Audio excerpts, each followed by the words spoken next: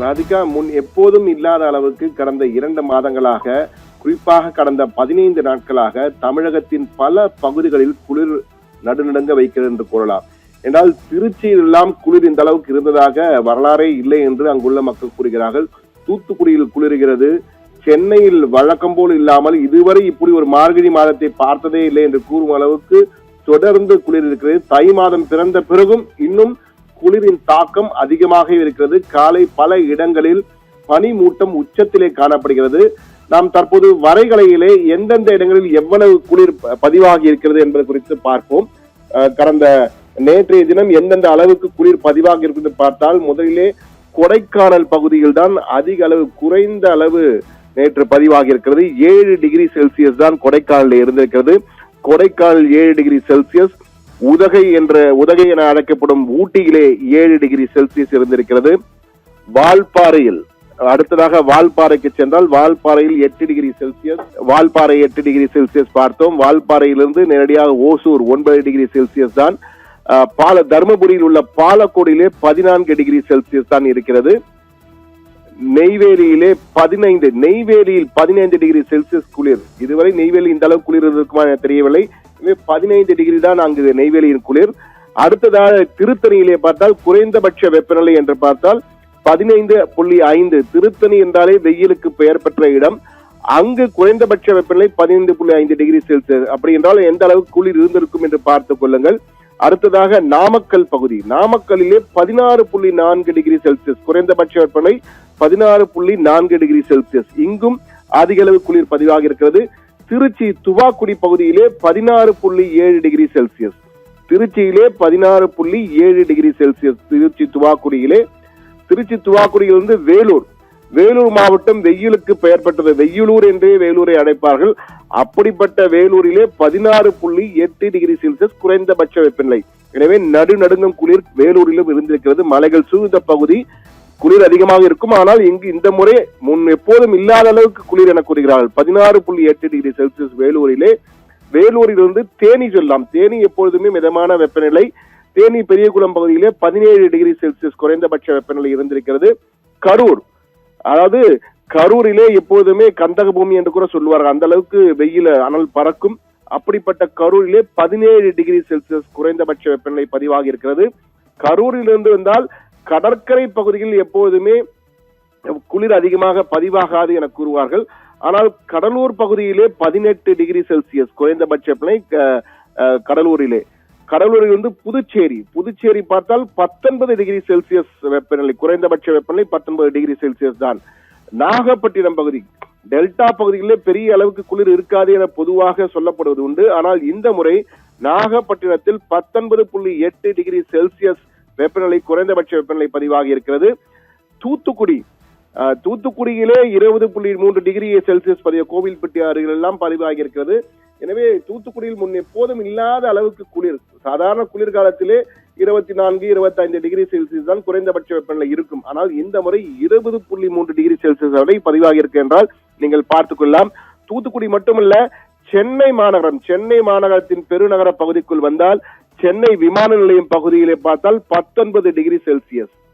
ஆவடியில் 17.4 degree Celsius குறைந்தபட்ச வெப்பநிலை. ஆவடி பகுதியிலே 17.4 டிகிரி செல்சியஸ். திருவள்ளூரிலே 17.2 degree Celsius. திருவள்ளூரில் இன்னும் குறைவு. செம்பரம்பாக்கம் பகுதியிலே 17.7 டிகிரி செல்சியஸ் பதிவாகி இருக்கிறது. பூந்தமல்லியிலே 17.9 டிகிரி செல்சியஸ் வெப்பநிலை பதிவாகி இருக்கிறது குறைந்தபட்ச வெப்பநிலை. செம்பரம்பாக்கத்தில் பூந்தமல்லி சென்றால் 17.9 டிகிரி செல்சியஸ் குறைந்தபட்ச வெப்பநிலையாக பதிவாகி இருக்கிறது. எனவே ஒட்டுமொத்தமாக பார்க்கும்போது தமிழகத்திலே வடக்கு, மேற்கு, கிழக்கு, தெற்கு என எந்த பகுதி, மத்திய பகுதி என எப்படி எடுத்தாலும் அனைத்து இடங்களிலுமே குறைந்தபட்ச வெப்பநிலை என்பது முன்பை விட தற்போது இயல்பை விட 1 டிகிரி -1 டிகிரியிலிருந்து 3 டிகிரி வரை குறைந்திருக்கிறது. இது மிக தெளிவாக குளிர் அதிகமாக இருந்திருக்கிறது அந்த பகுதிகள் என்பதை எடுத்து காட்டுகிறது. இதற்கு பல காரணங்கள் கூறப்படுகின்றன. உலகளாவிய காற்று முறைகளில் ஏற்பட்ட மாற்றம், இரவில் தெளிவான வானம் இருப்பதால், அதே போல உலர்வான குளிர்ச்சியான காற்று உள் நுழைதல், நிலையான உயரடுக்கு காற்று அழுத்த அமைப்பாகவே பல காரணங்கள் கூறப்பட்டாலும், குறிப்பாக வட இந்தியாவிலிருந்து வரும் குளிர்காற்று மேகங்கள் இல்லாததால் இங்கு அதிக அளவு இழுக்கப்படுவதால் அதனுடைய தாக்கம் அதிகமாக தமிழகம் மட்டுமல்ல ஆந்திரம், கேரளம் போன்ற பகுதிகளும் அதிகமாக உணரப்படுகிறது என்று கூறுகிறார்கள். லானினா போன்ற உலகளாவிய வானிலை வடிவங்களால் வடக்கிலிருந்து குளிர்ந்த உலர்ந்த காற்றை இந்திய துணை கண்டத்திற்குள் தள்ளுகின்றன. அதனுடைய பாதிப்பு, அதனுடைய எதிரொலி வட இந்தியாவிலே ஒரு நிலையான உயர் அழுத்த அமைப்பு கடலிலிருந்து வரும் வெப்பமான காற்றை தடுப்பதோடு குளிர்ந்த காற்றை குவிக்கவும் உதவுகிறது. இந்த குவிவதால் இது இந்த பக்கம் தென்பக்கமாக வருவதால் அதனுடைய தாக்கம் தான் இந்த குளிர் காற்று இருப்பதற்கு வாய்ப்பு அதிகமாக இருக்கிறது. அது மட்டுமல்ல, தெளிந்த வானம், இரவு நேரத்திலே தெளிந்த வானம் இருக்கு, மேகமே இல்லாம தெளிந்த வானம் இருப்பதால் பகலில் பூமி உறிஞ்சிய வெப்பத்தை அதிகமாக விண்வெளிக்கு மிக வேகமாக வெளியேற்றுவதால் வெப்பநிலை குறைய வழிவகுக்கிறது. இதையும் ஒரு காரணமாக. அதே போன்று ஈரப்பதம், ஹியூமிடிட்டி, ஈரப்பதம் குறைவாக இருப்பதால் கதிர்வீச்சு வெப்ப இழப்பு அதிகரித்து இரவுகளை மேலும் குளிரச் செய்கிறது. வளிமண்டலத்தில் ஏற்படும் சுழற்சிகள் மற்றும் நீரோட்டத்தின் மாற்றங்கள் குளிர்ந்த காற்றை தமிழகம் நோக்கி கொண்டு வருகின்றன.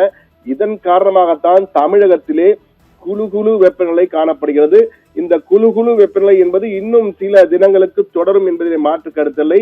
23ஆம் தேதியிலிருந்து வெப்பநிலையில் மாற்றம் ஏற்பட்டு மழை லேசான முதல் மிதமான மழை வரை பெய்ய வாய்ப்பு இருக்கிறது. ஆனால் அதற்குள்ளாக அப்பேலியன் பொசிஷன், பெரிஹெலியன் பொசிஷன் காரணமாக பூமியிலே ஒரு மாற்றம் ஏற்பட்டு விட்டது. சூரியனிலிருந்து குறைந்த தூரத்திற்கு பூமி வந்து விட்டதால் குளிர் அதிகமாக போகிறது என்றெல்லாம் கூறுகிறார்கள். அது மிக தவறான கருத்து. பெரிஹெலியன் என்பது இது கிரேக்க சொற்கள். பெரிஹெலியன் என்பது பூமிக்கு அருகில், சூரியனுக்கு அருகிலே பூமி வருகிறது. அதே போன்று அப்பேலியன் என்பது பூமிக்கு, சூரியனுக்கு அதிக தூர தொலைவிலே பூமி இருக்கிறது. எனவே இது பூமியின் டில்ட், அதாவது பூமியின் சாய்வு கோணத்தில் தான் குளிர். ஒரு பக்கத்தில் குளிர் என்றால் மற்ற பக்கத்தில் வெப்பம் இருக்கும்.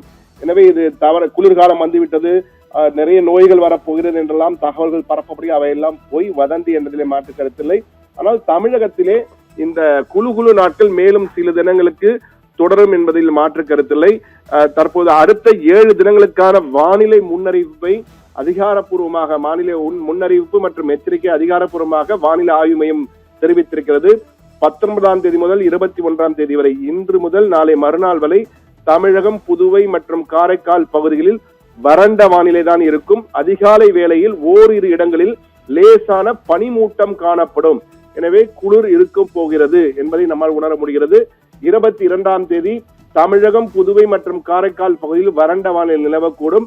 23 முதல் 25ஆம் தேதி வரை தமிழகத்தின் ஓரிரு இடங்களிலும் புதுவை மற்றும் காரைக்கால் பகுதிகளிலும் லேசானது முதல் மிதமான மழை வரை பெய்யக்கூடும் என கூறப்பட்டிருக்கிறது.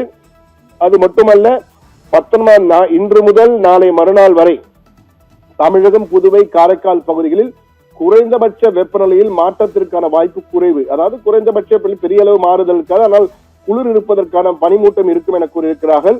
ஆனால் 19 முதல் 21ஆம் தேதி வரை, அதாவது இயல்பிலிருந்து குறைந்தபட்ச வெப்ப அளவின் வேறுபாடு காரணமாக குறைவாக இருப்பதற்கு வாய்ப்பு இருக்கும். இதனால் குளிர்வதற்கான வாய்ப்பு அதிகம் என்று கூறியிருக்கிறார்கள். நீலகிரி மாவட்டம் மற்றும் கொடைக்கானல் மலைப்பகுதிகளில், திண்டுக்கல் மாவட்டத்திலே ஓரிரு இடங்களில் இரவு அதிகாலை வேளையிலே உறைபனி ஏற்பட வாய்ப்பு இருக்கிறது. எனவே உறைபனிக்கான எச்சரிக்கை கொடுக்கப்பட்டிருக்கிறது. நீலகிரி மாவட்டம் மற்றும் திண்டுக்கலின் கொடைக்கானல் மலைப்பகுதிகளில் ஓரிரு இடங்களில் இரவு அல்லது அதிகாலை நேரங்களில் உறைபனி ஏற்படும் என்றும் எச்சரிக்கை கொடுக்கப்பட்டிருக்கிறது. ஆனால் இந்த திடீர் குளிர் தமிழகத்திலே நடுடங்க வைக்கும் இந்த குளிரானது நீண்ட காலத்திற்கு இருக்காது. இன்னும் சில தினங்களுக்கு இந்த குழு வெப்பநிலை இருந்தாலும் அதன் பின் இயல்பு நிலைக்கு திரும்பிவிடும் என்பதுதான் வானிலையாளர்களின் கருத்தாக இருக்கிறது. ராதிகா.